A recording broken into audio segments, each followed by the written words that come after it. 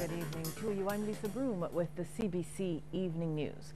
In our top story tonight, it is not yet known what the fallout from the EU's recent blacklisting of Barbados as a non-cooperative tax jurisdiction will be. But Minister of International Business Donville Innes says such a decision could have serious implications if picked up by other organizations like financial institutions. We may then decide that the costs of doing business and financing projects in jurisdictions like ours then has to be increased. Or they may very well go the full gamut of saying that we restrict doing business in domiciles such as Barbados. The EU would have indicated yesterday, though, that they will, in the future, indicate any penalties that will be attached to such, so we certainly have to wait to see what those penalties would be.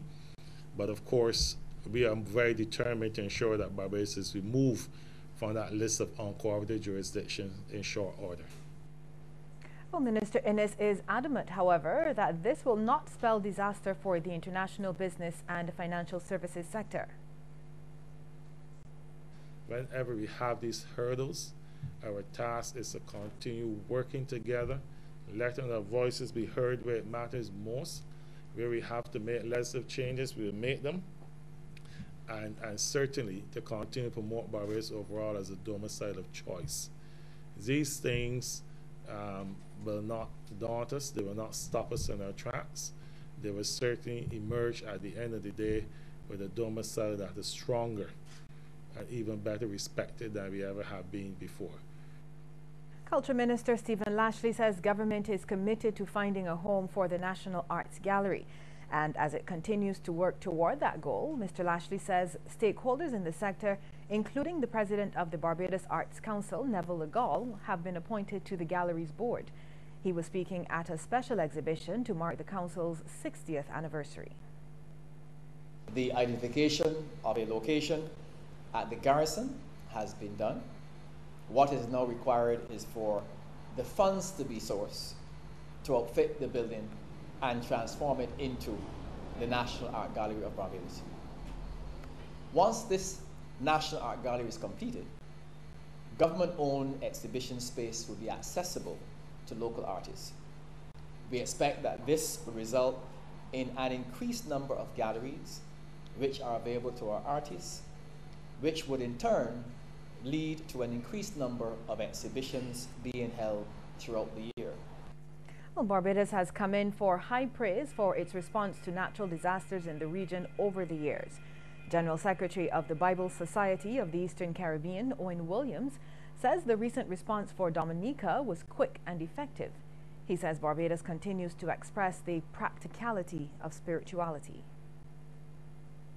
Jesus himself would have done when people were in need. Not only did he preach to them, but he also ministered to their physical needs. And I think the people at the head table demonstrated that. They went to Dominica. In due course, the Bible Society in the East Caribbean will follow up with what we call spiritual assistance and support by way of introducing a trauma healing program. So that the persons in Dominica who have been affected, the entire nation, can recover and recover in a very effective way. Barbados-based United Caribbean Trust was one of the first charitable organizations on board, and CEO Jenny Trehane said just after sending a 40-foot container to hurricane-hit Barbuda, she had to jump back into action to send community filters as Maria made landfall in Dominica. We're obviously focused very much on the community filter with a large 33-gallon drum which is able to be put up into schools and churches and various communities, whereby water can be fetched from even a polluted stream and filtered through the filter. We've been very blessed through the generosity of the Barbadian public, through major sponsors such as BIT, such as Chafet and G4S, have been able to supply 600 community filters within Dominica. A new school is to be constructed to replace one of the island's oldest primary schools. That's according to Education Minister Ronald Jones, who was speaking during a renaming ceremony at the Boscobel Primary School. The school will now be known as the Elliott Belgrave Primary School. As you know, this ceremony now is being held in the old school. Hopefully, in 2 years' time, a new school will be constructed for the name then. I haven't announced the name yet, but to replace this plant. It is one of 8 schools that we had identified a few years ago. In fact, I believe the plans are being drawn all right now. Minister Jones also revealed several other schools will either be relocated or upgraded. Among those would have been schools like Belmont, a primary, Wesley Hall, St. Martin's, Mangrove, major construction at St. Philip Primary, and Wilkie Cumberbatch, as well as a new secondary school in St. John to replace the St. John Primary and to take care of those citizens who come from Society, Port Savannah, and those areas, to be part of that parcel of schools that are being worked on. Respecting the brand, scores of outstanding Allen School students collected prizes under that theme at the St. Andrews Secondary School's annual speech day and prize-giving ceremony today. Shane Jones was there.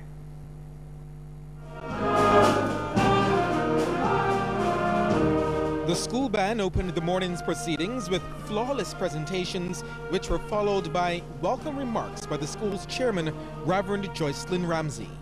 She urged the students to always strive for better, highlighting the school's recent sixth form status and telling them that the best is yet to come.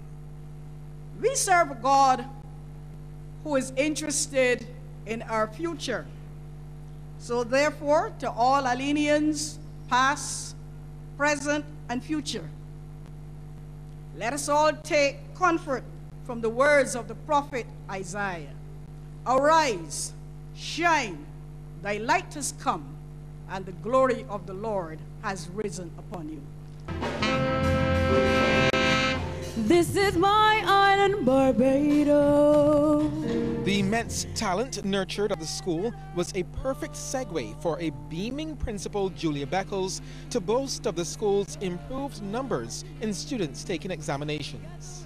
In keeping with our vision of students gaining a minimum of 5 CXCs or CVQs, I am absolutely thrilled to inform you that we have continued to improve our sitting rates. This year, rather last year, we had an improvement of 25%. In plain English, more of our students have been getting the opportunity to sit exams at CXC. And this is the realization of one of the goals of our strategic plan 2015-2020. The principal's Good Deed Award went to Sarai Boyce and Tamika Walcott. The two put the school's motto of "for others, not ourselves" into practice when they turned in $400 in cash they found in the school's car park. That money belonged to one of our distributors, whose employee was catching cold sweats and preparing to talk to his lawyer for representation, since he was sure he was going to be fired or jailed when he realized that the money had disappeared. He returned to the school frantic, hoping by some miracle to find his employer's money. Imagine his shock and pleasure when he learned that a miracle had indeed taken place.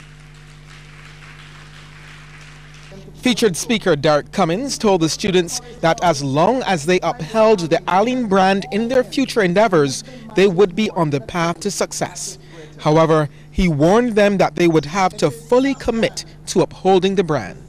You must be all in. It calls for a full and complete embrace. Belief, confidence, fight and defense, representation of the brand. You must believe in the brand. You must have confidence in the brand. It is what it says it is. It can deliver what it says it will deliver. You must fight and defend the brand. Awards were presented to the top students in various subject areas: administration, teaching staff, sports and leadership, among many other categories. But the top awards went to Javon Hope Green, who copped the Cyril Thompson Memorial Prize for Best CXC Results. He was also the Alumni Scholarship winner. Shane Jones, CBC News. Thanks, Shane. It's the season of giving, and students of Wills Primary are playing Santa's helpers, ensuring Christmas is bright for dozens of needy children at home and in neighboring countries. We hear more in this report from Kishmar Singis.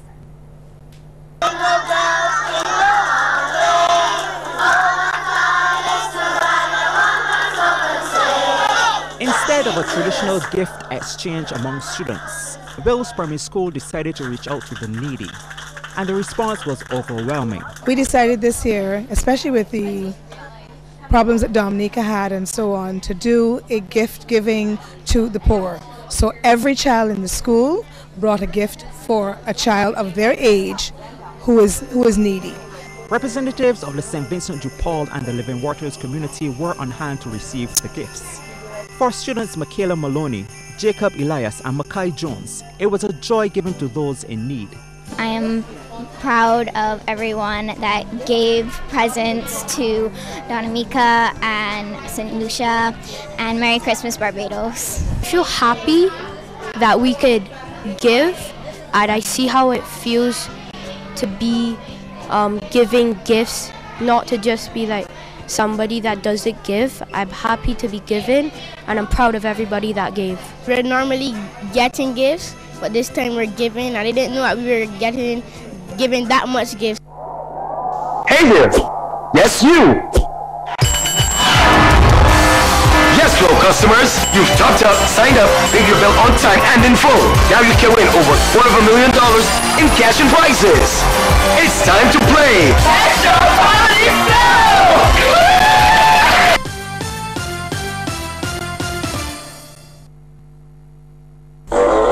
Can you crack the court's code? Spend $799 or more and you could win $15,000. Check courts on Facebook and Instagram or your digital phone for your weekly Crack the Court's Code clue. Each week until December 22nd, you could get a chance to crack the same. But to crack the 3-digit code, you must know the clue. So listen out. Plus, the Courts Crack the Code crew may be on the road near you, where you could win cash and prizes on the spot. Courts, bringing value home.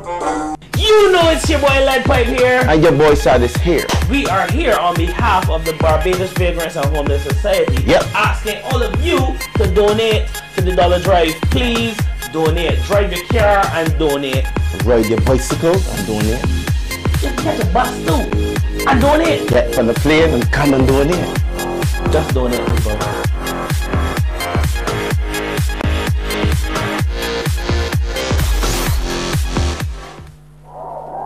Hey there! Yes, you! Yes, Flow customers, you've topped up, signed up, paid your bill on time and in full. Now you can win over $250,000 in cash and prizes. It's time to play Extra Party Flow! You can win smart TVs, cell phones, cash, and more weekly. Visit www.discoverflow.co or see press for details. Cable and wireless terms and conditions apply. You know it's your boy Lead Pipe here. And your boy Sadis here. We are here on behalf of the Barbados Vagrants and Homeless Society. Yep. Asking all of you to donate to the Dollar Drive. Please donate. Drive your car and donate. Ride your bicycle and donate. Just catch a bus too and donate. Get from the plane and come and donate. Just donate, people.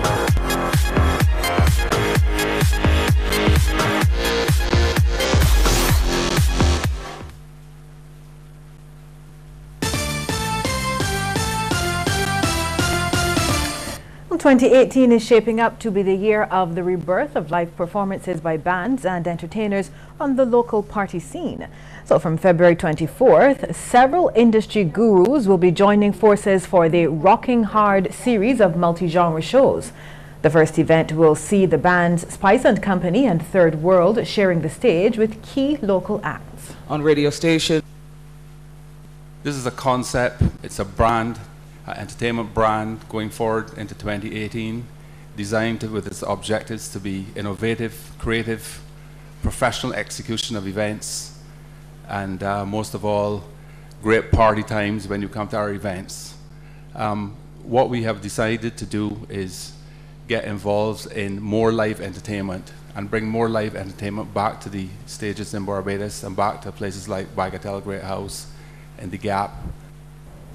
Red Plastic Bag will be performing, and he believes their Rocking Hard series is a plus for the local music industry.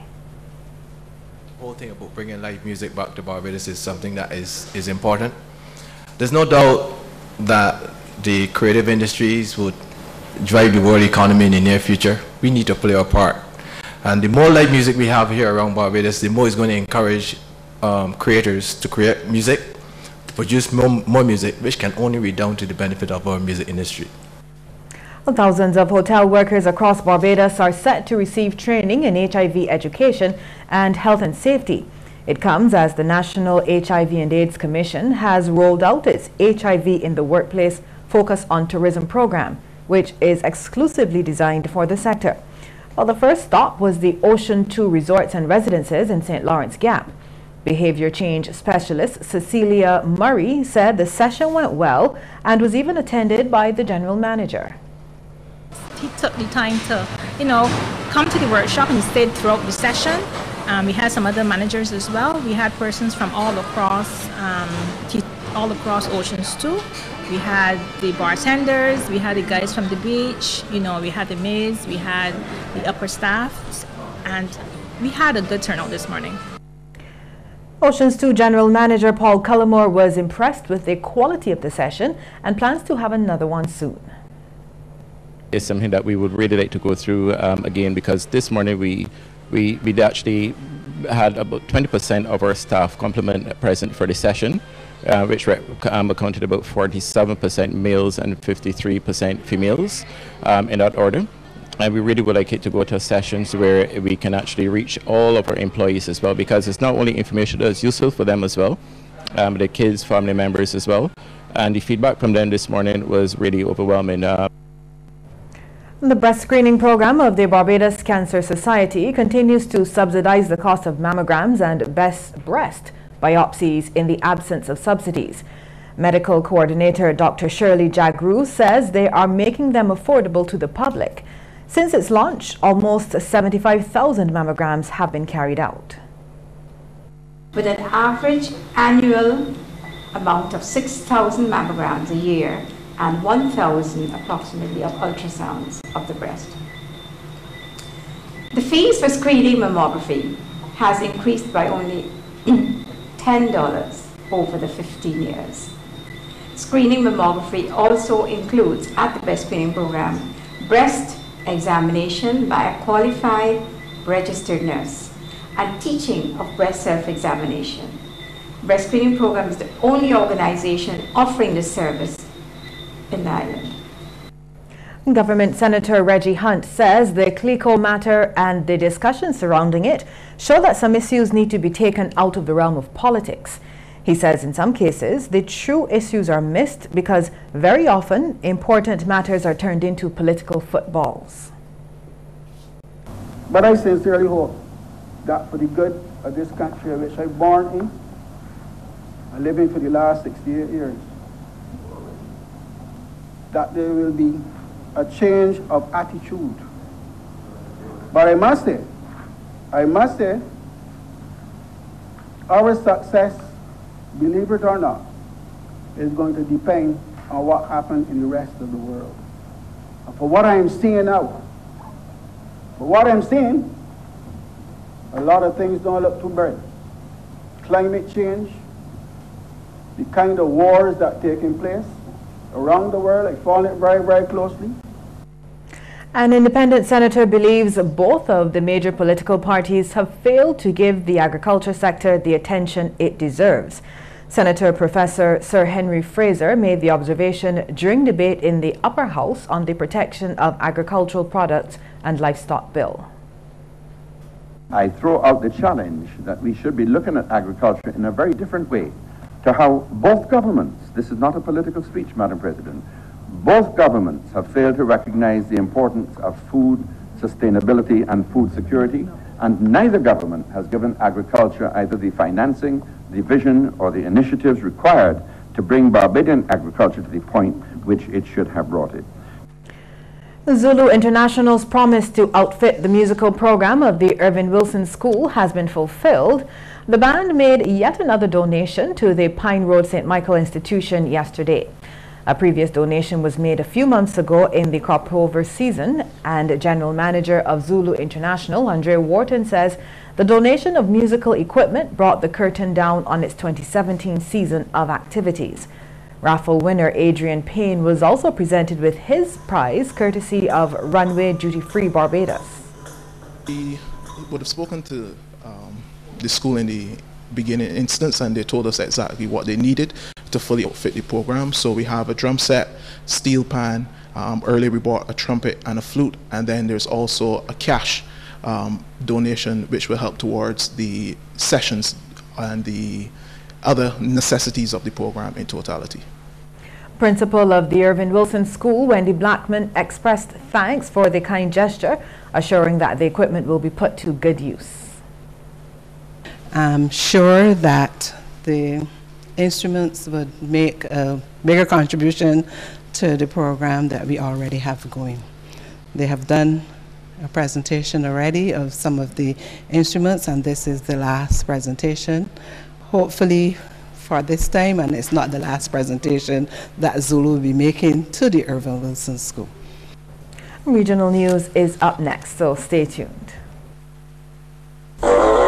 Can you crack the court's code? Spend $799 or more and you could win $15,000. Check Courts on Facebook and Instagram or your digital phone for your weekly Crack the Court's Code clue. Each week until December 22nd, you could get a chance to crack the same. But to crack the 3-digit code, you must know the clue. So listen out. Plus, the Courts Crack the Code crew may be on the road near you, where you could win cash and prizes on the spot. Courts, bringing value home. Simplify your life with the MyDigicel app. In just a few clicks, you can manage your account, top up and send credit, pay your bill, activate a plan, chat with an agent, and catch our special offers. It's a snap to use the app. That's right, and we did it just for you. It's MyDigicel. It's big, it's fun, and it's back. The Double Draw Mega Ball with an extra $5,000 mega payout. The Mega Ball will be drawn for all Double Draw shows from Monday, November 27th to Saturday.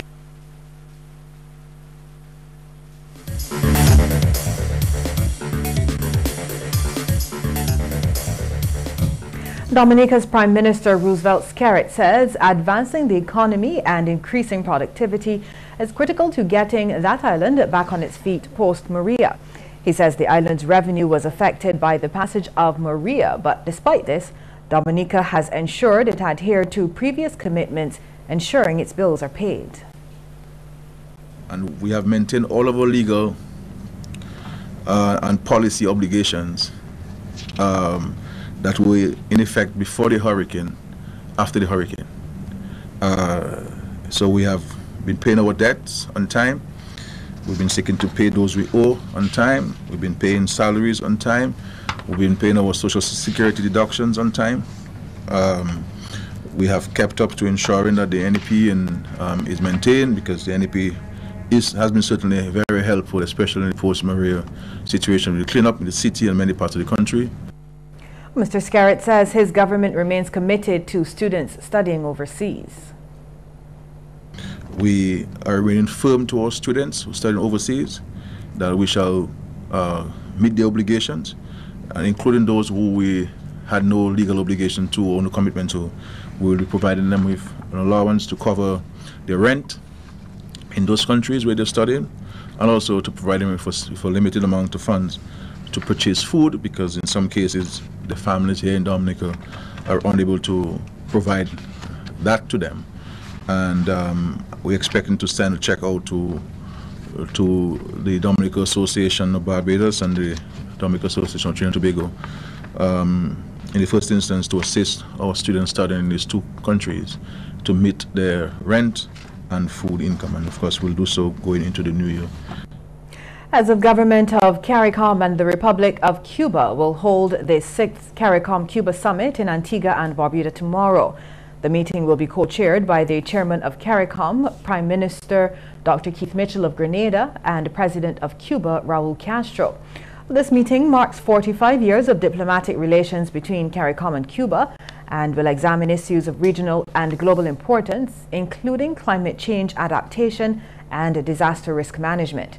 A memorandum of understanding will be signed between the Caribbean Disaster Emergency Management Agency and Cuba's Agency for Civil Defense.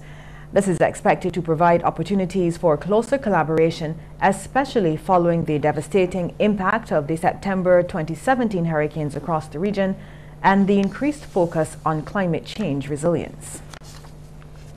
The Guyana government has approved funding of a business incubator initiative. That program targets entrepreneurs who have found it difficult to start their own businesses.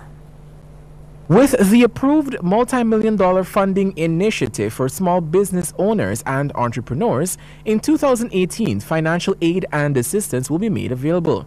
Minister of State Joseph Harmon during this week's post-cabinet press briefing said that the initiative will seek to make it much easier for persons to get started with their ventures. We are giving assistance to small businesses. Small businesses, by their very nature, many of them fail. Some succeed, some fail.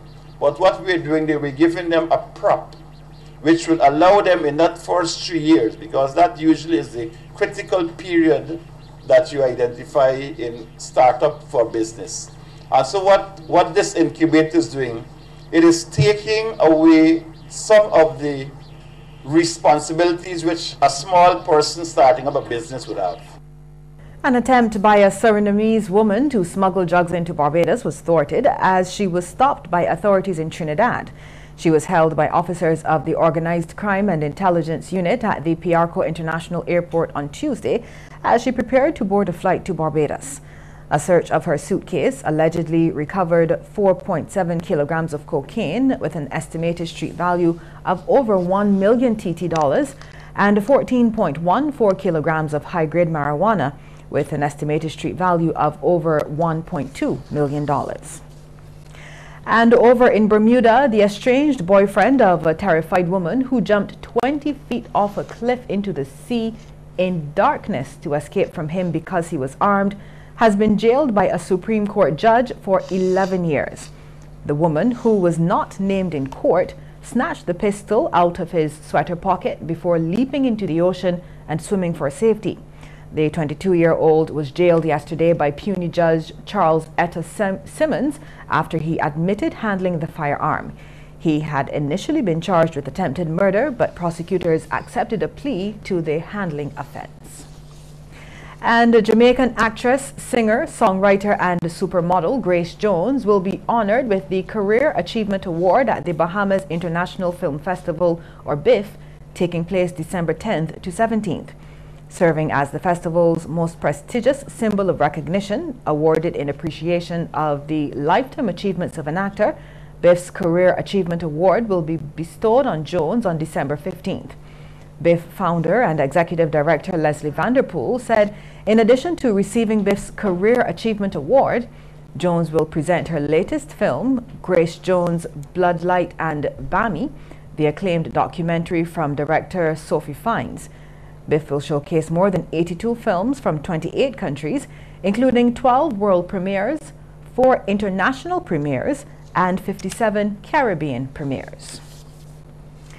Well, up next, we'll give you a peek into the world of sports, but before we get to that, here's a tip from Cooperators General Insurance. This tip of the day is brought to you by Cooperators General Insurance Company Limited. Insurance the way you want it to be. It is best to park your vehicle facing outwards. In car parks, there is usually no traffic signs. No one, therefore, has the right of way. You should always proceed with caution. Cooperators General, promoting safety on our roads.